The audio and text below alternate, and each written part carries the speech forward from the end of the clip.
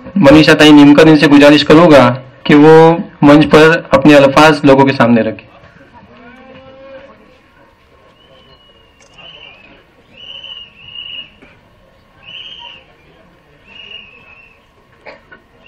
आज सकाळपासून माझ्यासोबत असलेले म्हणजे आम्ही सकाळी मला वाटतं 11 वाजता बोईसरपासून सुरुवात केली।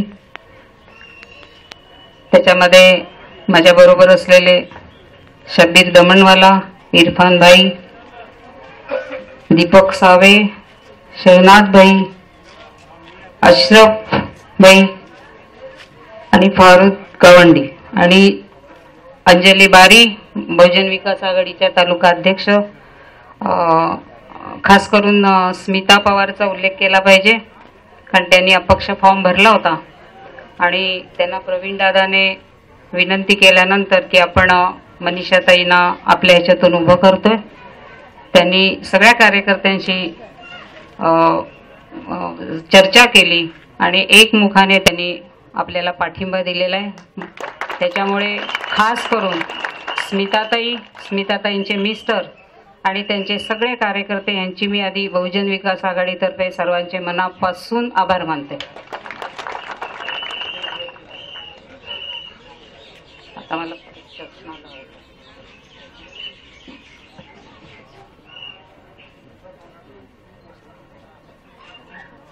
हो, प्रशांत पाटीलचं नाव आधीच घेतलं पाहिजे, कारण ते तालुका अध्यक्ष आहेत। ते रागावले, कारण पाटील रागावले तर मागच्या इलेक्शनला मला त्याचा अनुभव आलाय। अंजली बारी, अरविंद वर्तक, गीतांजली सावे, प्रभाकर पाटील, किशोरी माळी आणि स्मिता पवार आणि ह्या मोहल्ल्यातले आणि जे बहुजन विकास आघाडीला ह्या पालघरमधून आमदार म्हणून जे देणार आहेत तुमच्या सगळ्यांच्या सहकार्याने ते आपले वसीम भाई आणि कळत न कळत ज्याचं नाव माझं घ्यायचं असेल त्यांचे मी अजित रेहमान भाई, या सगळ्यांची मी मनापासून आभारी आहे। तुम्ही जमलेले सगळे उपस्थित असलेले सर्व मान्यवर बंधू आणि भगिनीनो, बसीर भाई ह्या तारापूरच्या मोहल्ल्यातून 3 वेळा मी प्रचार केला। हे स्टेजच लकी आहे, हे बरोबर आहे तुमचं म्हणणं, पण 4थ्या वेळेला म्हणजे हा मोहल्ला माझ्यासाठी 3 वेळा लकी ठरला आणि 4थ्यांदा या मोहल्ल्यात मी आलेच नाही। म्हणजे हे स्टेज लकी नाही, हा मोहल्लाच लकी आहे, कारण ह्या मोहल्ल्यातून जो जातो तो आमदार होतोच। म्हणजे आता मला खात्री आहे, कारण आज आता इतके दिवस आपण फिरतोय त्याच्यामुळे साधारण आणि तुमचा सगळ्यांचा उत्साह, पण काही करा या वेळेला आपल्याला आपल्या पक्षाचे सर्व आप्पा, राजू नाना, प्रवीण दादा मध्ये कोणीतरी सफाळाला सांगितलं, म्हणजे मोठे शेठ आहेत त्याला भाई म्हणतो, आप्पा आहेत, नाना आहेत, दादा आहेत, पण आपल्याकडे ताई नव्हते। हे आता आपण सगळे आणि आपल्याला ताई आल्या म्हणून आता निवडून यायची घडी पण झाली। त्या तारापूरमध्ये बसीर भाईंनी सांगितलं जे कब्रस्तानचं काम पूर्ण आहे, आपण निवडून आल्यानंतर प्रथम या कामाला आपण कब्रस्तानच्या कामाला प्राधान्य द्यावं, कारण इथे जी बेसिकली शाळा जी आहे हे डीएड कॉलेज आहे, हे मी मिनिस्टर असताना मंजूर केलेलं। म्हणजे माझ्या मंत्रीपदाचा शेवटचा दिवस होता, ज्या शाळेचा कार्यक्रम होता ते मोहम्मद भाईच्या भाषणात बोलले होते ते की दुसऱ्या दिवशी केंद्रातलं सरकार गडबडलं आणि दुसऱ्या दिवशी मंत्रिमंडळ बरखास्त होणार आणि शेवटच्या दिवशी रात्री 12 वाजता त्या डीएड कॉलेजला त्यांना मंजुरी देऊन दिली। त्यावेळेला शिक्षण मंत्री आपले सुधीर भाऊ जोशी होते आणि तारापूरचं नातं माझं जवळच आहे। आता या पक्षाचं नातं माझं 26 तारखेपासून नातं आपलं सुरू झालेलं आहे, पण काही झालं तरी आपल्याला ही सीट काढायची आहे। ती एवढ्यासाठी आहे, आतापर्यंत आपण तालुक्यामध्ये काम करत होतो, तालुक्यामध्ये आता आपला जिल्हा झालेला आहे, कदाचित मुंबईच्या जवळ आपण आहोत। उद्या मुंबईचं सगळं डम्पिंग ग्राउंड जर आपल्या पालघर जिल्ह्यामध्ये आलं तर त्याला आपल्याला विरोध करणं फार गरजेचं आहे। आणि ह्या पट्ट्यामध्ये बसीरभाई, मी पहिल्यांदा जेव्हा आमदार झाले, वसीमभाई 95ला जेव्हा मी आमदार झाले, आमची एक अशी मंत्रिमंडळाची म्हणजे मुख्यमंत्र्यांनी एक सगळ्या आमदारांची बैठक घेतली.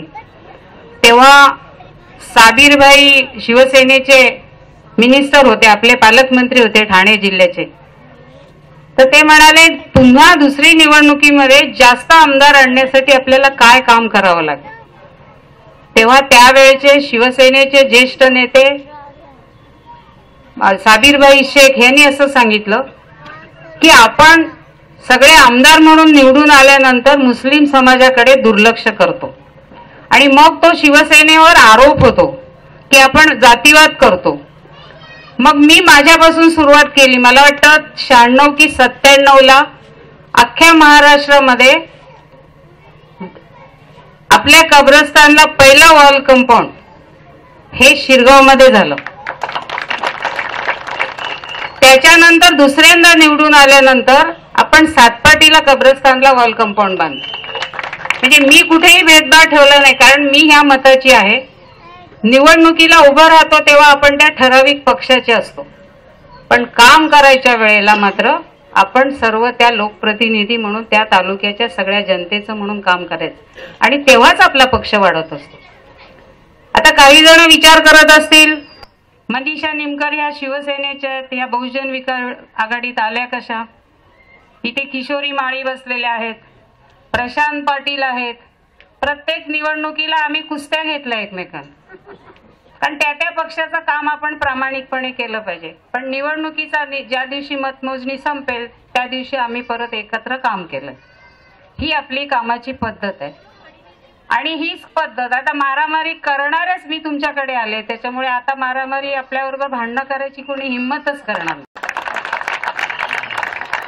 फक्त 15 तारखेला एक खबरदारी घ्यायची. काय घ्यायचंय? त्या आपण ज्या ज्या मोहल्ल्यामध्ये मतदार काढणार आहोत, काही वयस्कर लोक असतात, मग नक्की निशाणी कुठे आहे? कारण आपले एकूण 8 उमेदवार आहेत.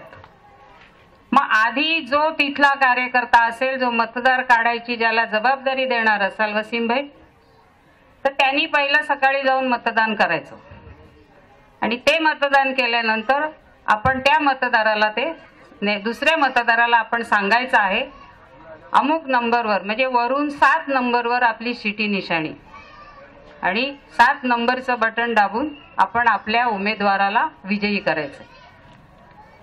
आता विषय झाला मी इथे कशी आले.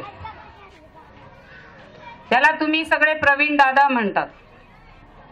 हा गेले 2 वर्ष मला म्हणतो ताई तुम्ही आमच्याकडे या. म्हटलं प्रवीण मला आता ह्याच्यामध्ये पाडू नको, मला आता निवडणूक लढवायची नाही, मी आहे तिथे योग्य आहे, तुला हवी ती मदत मी करेन. पण त्याच्या डोक्यात नक्की काय चालत होतं हे मला माहित नाही. आम्ही फक्त जेव्हा मी आधीच्या पक्षात होते तेव्हा नेत्यांना सांगितलं की आमचा निष्ठावंत असेल त्याला तिकीट द्या, मला कुठेही उमेदवारी देऊ नका. पण इथे पालघरला घोडासाहेबांना दिलं, आत्ताच ते आपल्यामधून गेले.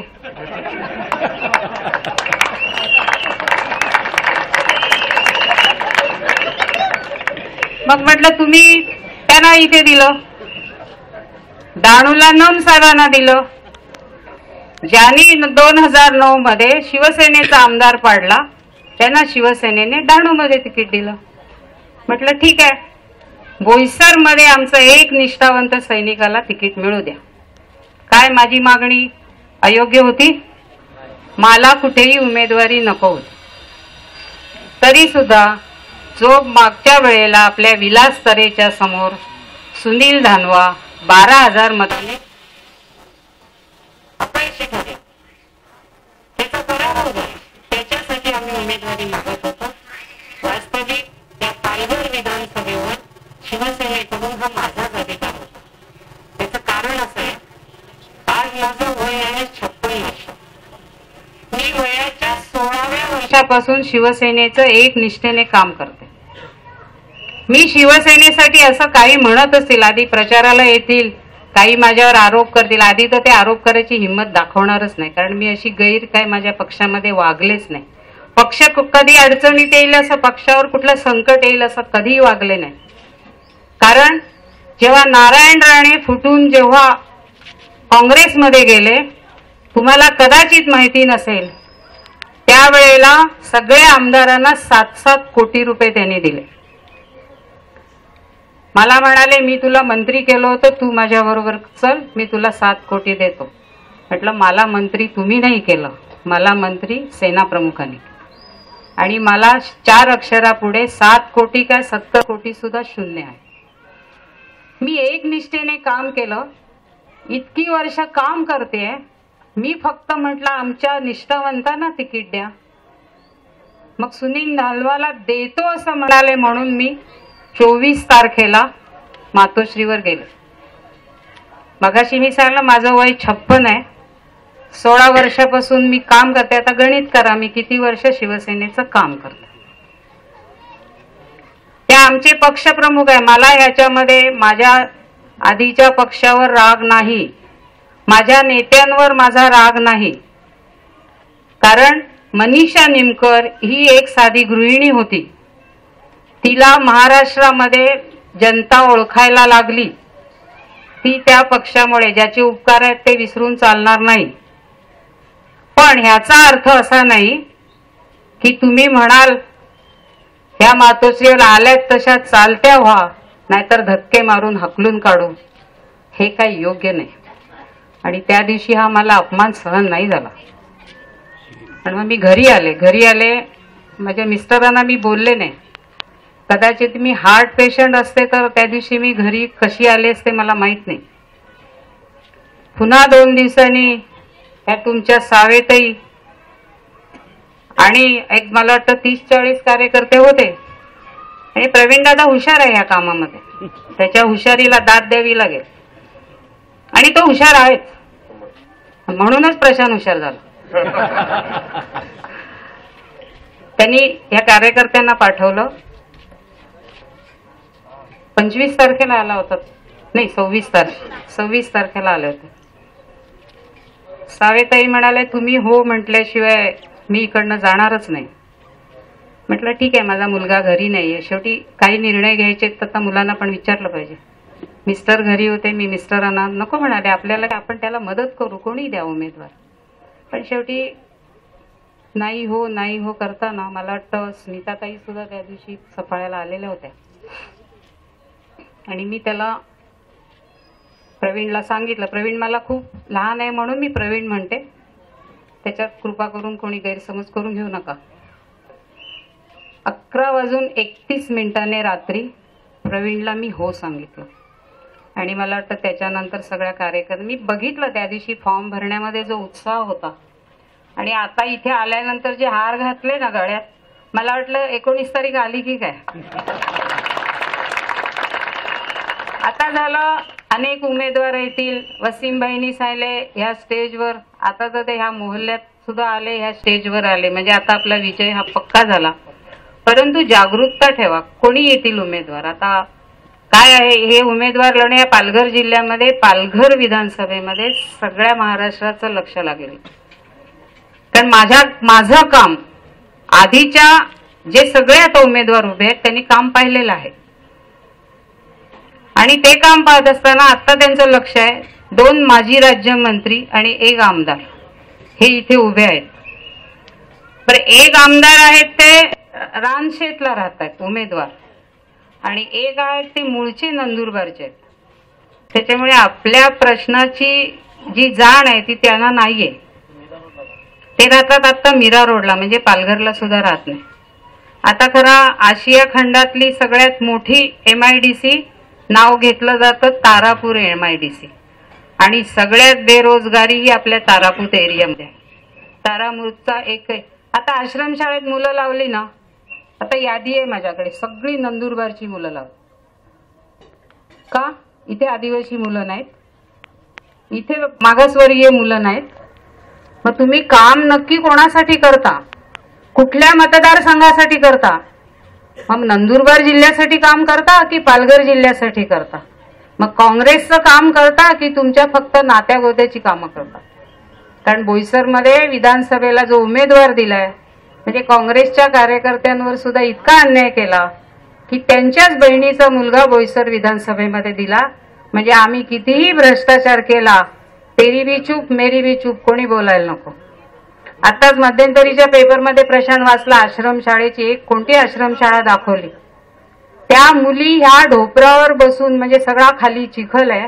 आणि मग काय तुम्ही आदिवासी खात्याचे मिनिस्टर, तुम्ही काम